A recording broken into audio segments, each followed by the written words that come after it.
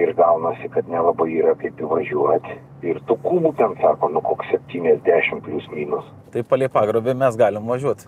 Niekas ten nieko negali sakyti. Tai važiuojam palei pagrobį ir nebus problemų, tai važiuojam. Yra iškirstas miškas ir turi jį ištraukti. Nuvažiavo, kiekis nėra didelis, nesupranta, ar pagal griovį gali važiuoti ar negali. Dabar nuo kitų metų yra išėjęs įstatymas, kad visi ūkininkai palei visus griovius turi palikti pravažiuojamą, neužsodintą, neužsėtą lauką.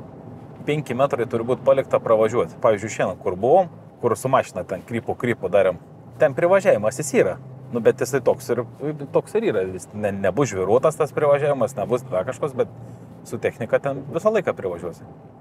Kai kuriais atvejais, jeigu kyla kažkokių klausimų, kaip sortimentuoti medieną, tai jie atsiunčia nuotrauką, padaro per Viberį, atsiunčia, paklausia, ar čia kaip pavyzdys galim dėti tokį sortimentą medienos į vieną krūvą, imkim pavyzdį, pušinę tarą ir eglinę tarą. Jeigu juos sumaišom, pušį su eglė, tai aš asmeniškai prarandu pinigų. Dėl to, kad eglės tarinukai jie yra brangesni negu pušies. Ir visiems rekomenduoju, kas kerta mišką, visas medžių rūšis kraut atskirai. Net ir malkinė mediena, kiekvieną medžių rūšį kraut atskirai. Alksnį atskirai, drebulį atskirai, lazdyną atskirai, ąžuolą malką atskirai, uosę malką. Pavyzdžiui, urėdijose yra paplitęs malkas rūšiuot pagal kaitrumo grupės. Malkinė mediena pušį kartu kraun su eglė, ten jie kitaip dar vadinam plokščių medieną.